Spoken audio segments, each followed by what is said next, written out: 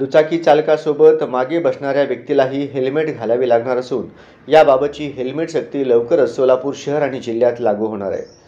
विना हेल्मेट दुचाकीस्वार व मागे बसणारा सहप्रवासी यांचा अपघात, मृत्युमुखी तसेच जखमींच्या संख्येत मोठ्या प्रमाणात वाढ होत आहे।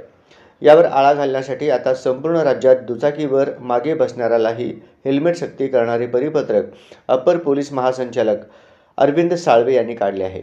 या परिपत्रकात राज्यातील सर्व पोलीस आयुक्त आणि पोलीस अधीक्षकांना हेल्मेट न घातल्यास सहप्रवाशांवरही कारवाई करण्याचे स्पष्ट निर्देश देण्यात आले आहे।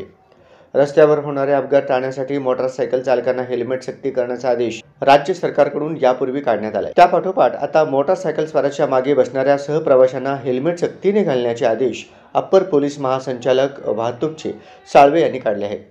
विना हेल्मेट मोटारसायकल चालविल्यास मोटार वाहन कायद्यामध्ये 500 रुपये दंड तसेच 3 महिन्यांसाठी परवाना निलंबित करण्याची तरतूद करण्यात आली आहे। यापूर्वी अनेक वेळा हेल्मेट सक्ती करण्यात आली होती, परंतु त्याची कालांतराने काटेकोर अंमलबजावणी होत नव्हती। आता नव्याने निघालेल्या हेल्मेट सक्ती आदेशाचे पालन कसे होणार हे पाहणे औत्सुक्याचे ठरणार आहे। अप्पर पोलीस महासंचालकांच्या दुचाकीवर मागे बसणाऱ्या सहप्रवाशाला हेल्मेट सक्तीचा आदेश प्राप्त झाला असून याबाबत आमच्या पोलीस अधिकाऱ्यांशी चर्चा करून याची अंमलबजावणी करणार आहोत, असे पोलीस आयुक्त एम राजकुमार यांनी सांगितले आहे।